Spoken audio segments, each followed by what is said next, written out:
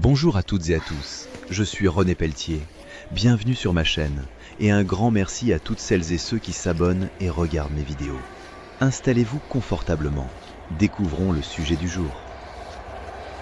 Maîtriser le calpinage de votre parquet. Guide pratique et astuces, c'est exactement ce que je vais vous montrer dans cette vidéo, parce qu'un parquet peut être magnifique ou complètement raté avant même la première coupe, simplement à cause d'une mauvaise préparation.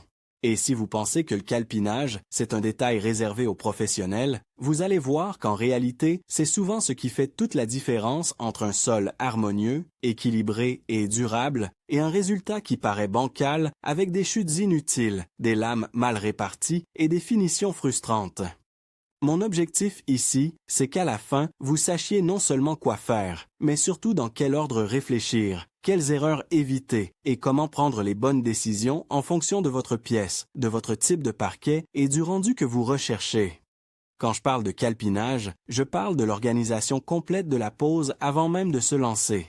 C'est le fait d'anticiper la disposition des lames dans l'espace, leur sens, leur alignement, la largeur des coupes en périphérie, la gestion des seuils, des ouvertures, des angles, des obstacles et l'effet visuel final. Beaucoup de gens se concentrent sur le choix de la teinte ou de la finition du parquet, ce qui est normal, mais ils oublient qu'un très beau parquet mal implanté peut sembler bas de gamme, alors qu'un parquet plus simple, parfaitement calpiné, donnera un rendu beaucoup plus soigné. Le calpinage, c'est en quelque sorte le plan de lecture de votre sol. C'est lui qui va guider l'œil, structurer la pièce et conditionner la sensation d'espace. La première chose que je fais toujours, c'est observer la pièce avec honnêteté. Pas seulement en relevant des dimensions, mais en essayant de comprendre sa logique visuelle. Est-ce une pièce très allongée, presque comme un couloir? Est-ce un espace carré? Est-ce qu'il y a une grande baie vitrée qui attire immédiatement le regard? Est-ce que la lumière naturelle entre principalement d'un seul côté? Est-ce que les murs sont bien parallèles ou au contraire légèrement faux, ce qui est très fréquent dans l'existant?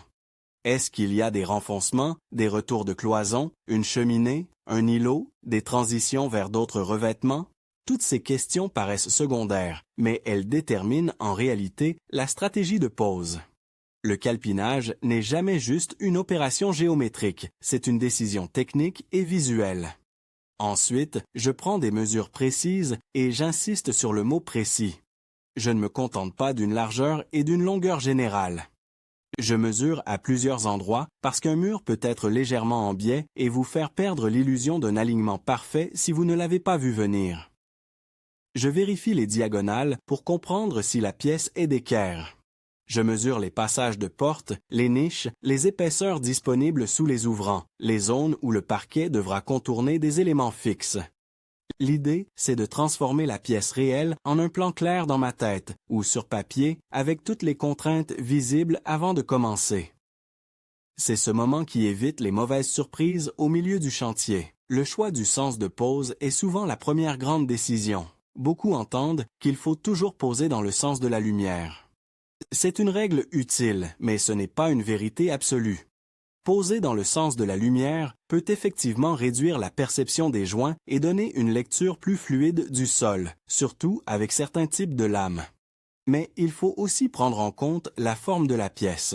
Dans une pièce étroite et longue, poser les lames dans la longueur renforce l'effet de profondeur, tandis qu'une pose dans la largeur peut visuellement élargir l'espace. Je réfléchis aussi à la circulation. Si l'entrée dans la pièce offre un axe de vision principal, il est souvent judicieux de l'accompagner. Et dans un espace ouvert, je cherche une cohérence entre les différentes zones, surtout si je veux éviter un effet morcelé. Le bon sens de pose est donc celui qui sert à la fois la lumière, la géométrie, la circulation et l'unité visuelle. À ce stade, beaucoup seraient tentés de commencer contre un mur et d'avancer. C'est précisément ce qu'il faut éviter sans vérification préalable. Je calcule toujours la répartition des lames sur la largeur totale de la pièce. Pourquoi? Parce que si je démarre sans anticiper, je peux me retrouver à la fin avec une dernière rangée ridiculement étroite, par exemple de 2 ou 3 cm, ce qui sera à la fois moche, fragile et beaucoup plus difficile à poser proprement. Je préfère donc simuler le nombre de rangées complètes que la pièce peut recevoir et voir quelle sera la largeur de la première et de la dernière rangée. Si la dernière tombe trop mince, je recentre la pose en réduisant légèrement la première rangée, de manière à équilibrer les deux extrémités. C'est une règle simple, mais fondamentale. Un calpinage réussi se voit souvent à ce genre de détails invisibles au premier regard, mais essentiels dans l'impression finale. La même logique vaut dans le sens de la longueur. Je ne veux pas commencer avec une chute minuscule en bout de rangée, ni créer un rythme désordonné avec des aboutages trop rapprochés. Si je travaille avec un parquet à lame droite, je réfléchis au décalage entre les joints de bout. Selon le produit et les recommandations du fabricant, il faut respecter un écart minimal entre les joints transversaux, souvent autour de 30 à 40 cm, parfois davantage. Ce point est capital pour l'esthétique, mais aussi pour la stabilité de l'ensemble. Quand les joints de bout sont trop proches, le sol paraît mal conçu et peut devenir plus sensible dans certaines configurations. Mon objectif, c'est d'obtenir un rythme naturel, sans effet répétitif trop mécanique ni désordre visuel. Si le parquet est à pose flottante, contre-collé ou stratifié, je fais particulièrement attention aux contraintes du système de clipsage et aux jeux périphériques. Si c'est un parquet collé, j'anticipe davantage la régularité du support et la manière dont le dessin va se développer dans la pièce. Si c'est un parquet massif cloué, d'autres paramètres entrent en jeu, notamment l'ossature ou le support de fixation. Mais dans tous les cas, le calpinage reste indispensable parce qu'il ne dépend pas seulement de la technique de pose, il dépend surtout de la composition du sol dans l'espace.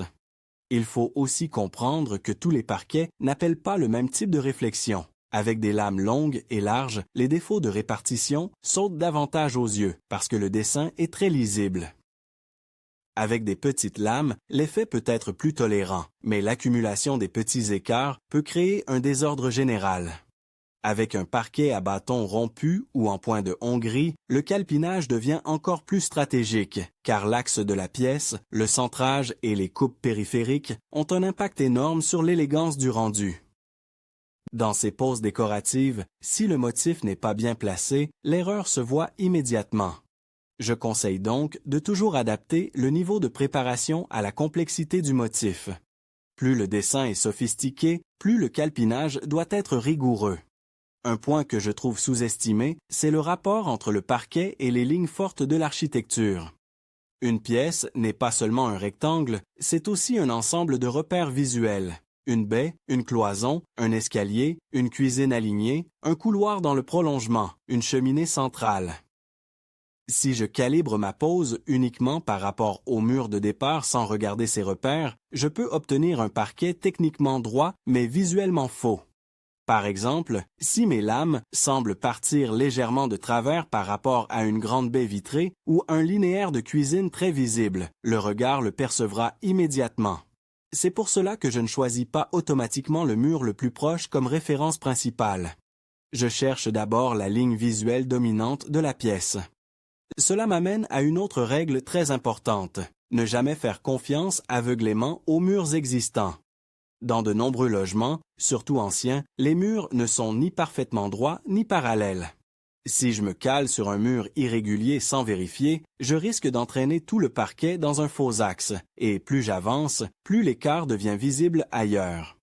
Ce que je fais, c'est tracer ou imaginer une ligne de référence réellement utile, parfois au cordeau, parfois en me basant sur un axe central ou sur l'élément architectural le plus structurant.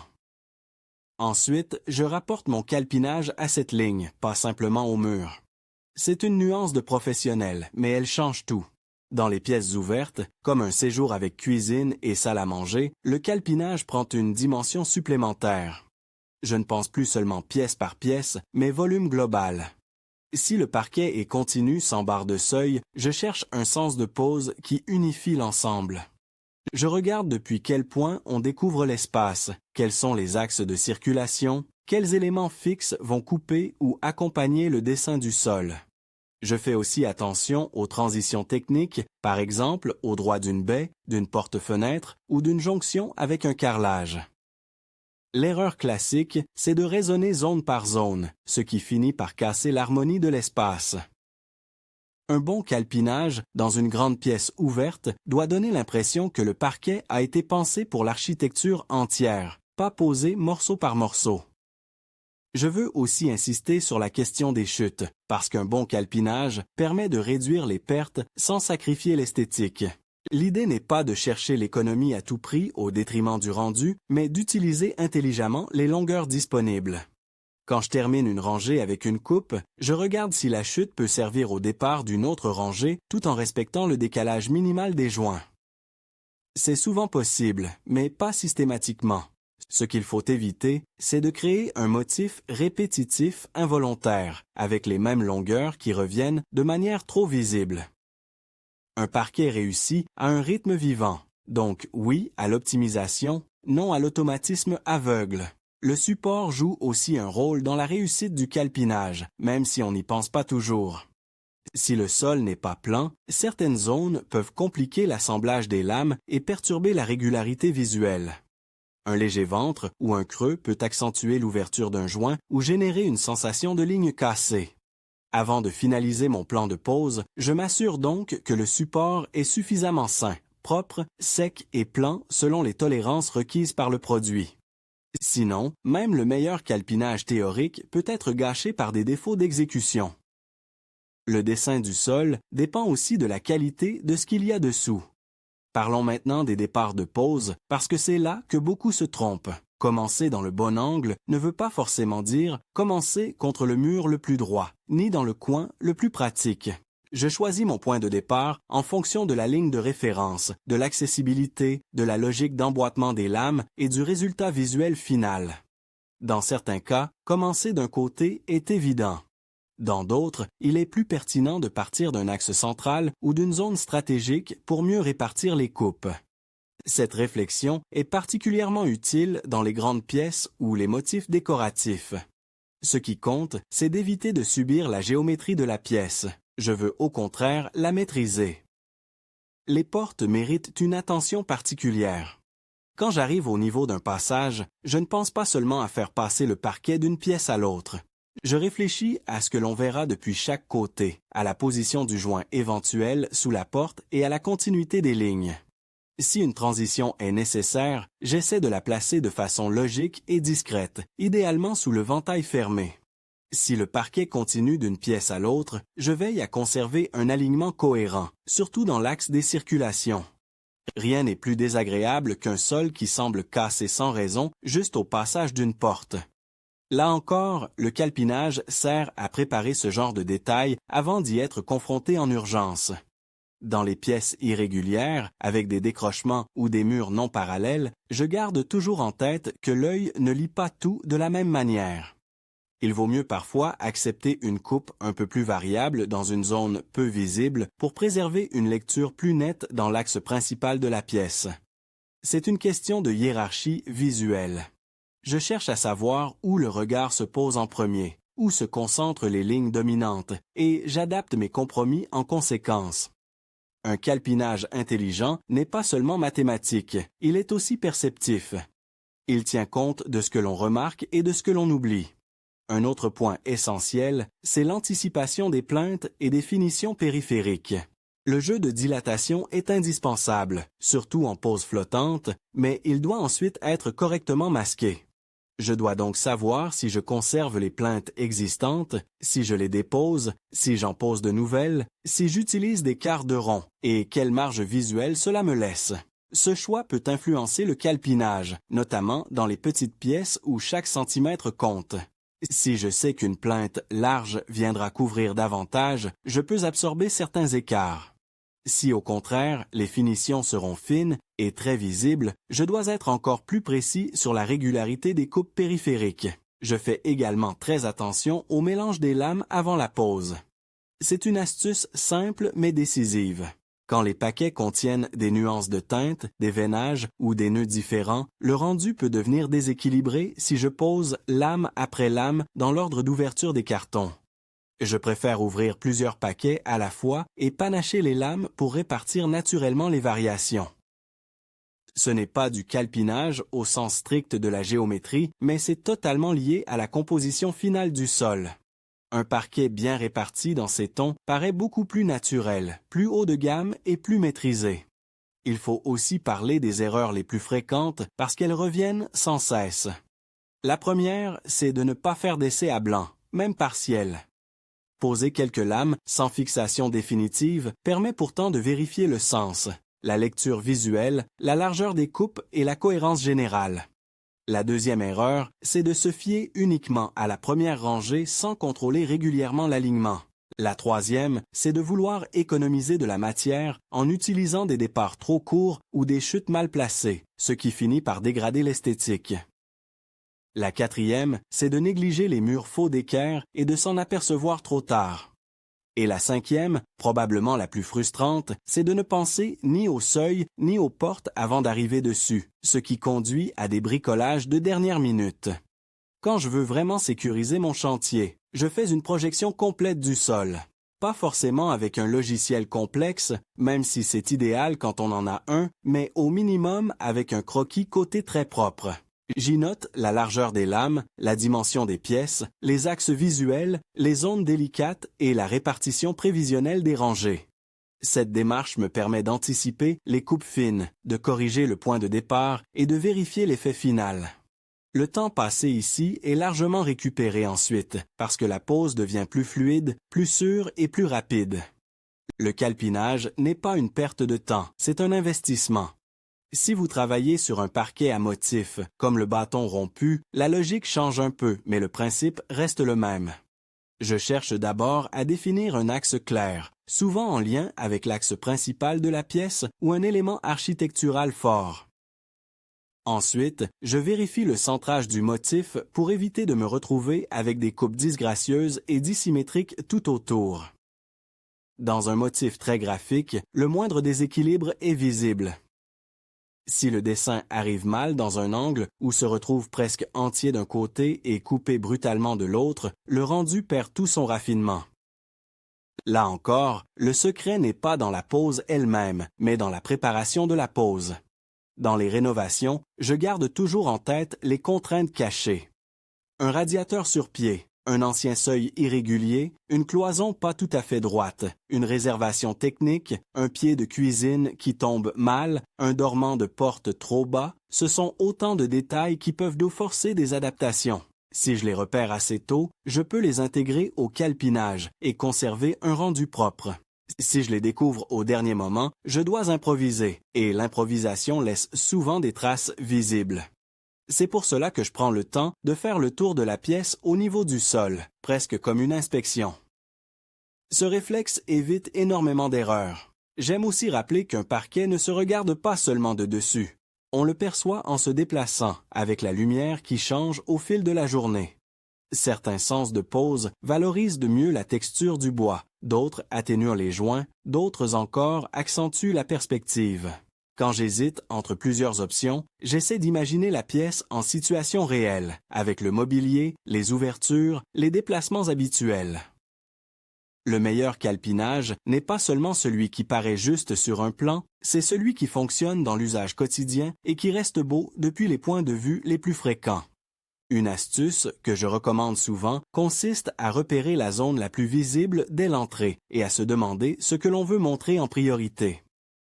Est-ce une belle continuité de lame longue, un axe qui guide le regard, un motif parfaitement centré? Cette question paraît simple, mais elle aide à prendre des décisions claires. Si je sais quel effet je cherche, je peux hiérarchiser le reste. À l'inverse, quand on pose sans intention visuelle, on prend une série de petites décisions pratiques qui, mises bout à bout, produisent un sol banal ou incohérent. Je fais aussi très attention à l'échelle du parquet par rapport à la pièce. Le calpinage ne consiste pas seulement à répartir des lames, il consiste aussi à tirer le meilleur parti du format choisi. Dans une petite pièce, des lames très larges peuvent être superbes, mais elles exigent une répartition particulièrement soignée car chaque coupe se voit énormément. Dans une grande pièce, des lames trop petites peuvent créer un dessin très fragmenté. Le format influence donc la stratégie de pose. Plus les lames sont expressives, plus le calpinage doit être précis pour conserver un sentiment de calme et d'élégance. Au moment de passer à l'action, je contrôle toujours une dernière fois 3 choses: mon axe, ma répartition et mes jeux périphériques. Si l'un de ces 3 points n'est pas clair, je ne démarre pas. Cette discipline évite les erreurs qui se paient cher ensuite. Une fois les premières rangées lancées, il devient plus difficile de corriger un mauvais parti pris sans perdre du temps ou du matériau. En revanche, quand le départ est juste, le reste de la pose suit beaucoup plus naturellement. Les lames s'enchaînent avec logique, les coupes se prévoient mieux, le rythme visuel reste cohérent. Ce qu'il faut retenir, c'est que le calpinage n'est pas un supplément pour perfectionnistes. C'est la base du résultat. C'est lui qui permet d'obtenir des rangées équilibrées, des seuils propres, des alignements convaincants, des coupes discrètes et une impression générale de maîtrise. Et surtout, c'est ce qui vous donne le contrôle. Au lieu de subir la pièce, ses défauts et les imprévus, vous les intégrez à votre plan. C'est exactement là que se joue la différence entre une pose approximative et une pose réussie. Si je devais résumer mon approche en une idée simple, je dirais qu'avant de poser un parquet, je pose d'abord une stratégie. Je regarde, je mesure, je compare, je projette, j'ajuste, puis seulement je coupe et j'assemble. C'est cette méthode qui permet d'éviter les bandes trop fines en rive, les joints mal répartis, les départs hasardeux, les seuils maladroits et l'impression finale de bricolage. Un beau parquet n'est jamais seulement un bon produit, c'est un produit bien pensé, dans un espace donné. Et c'est pour cela que maîtriser le calpinage de votre parquet change tout. Vous gagnez en esthétique, en cohérence, en confort de pose, en économie de matière et en sérénité pendant le chantier. Vous savez pourquoi vous commencez à tel endroit, pourquoi vous choisissez tel sens, pourquoi vous acceptez telle coupe et refusez telle autre. Chaque décision a une logique. Et quand un sol est pensé de cette manière, cela se voit immédiatement, même pour quelqu'un qui ne connaît rien à la technique. On sent que l'ensemble est juste, équilibré et naturel. C'est exactement le but que je vous invite à viser à chaque projet.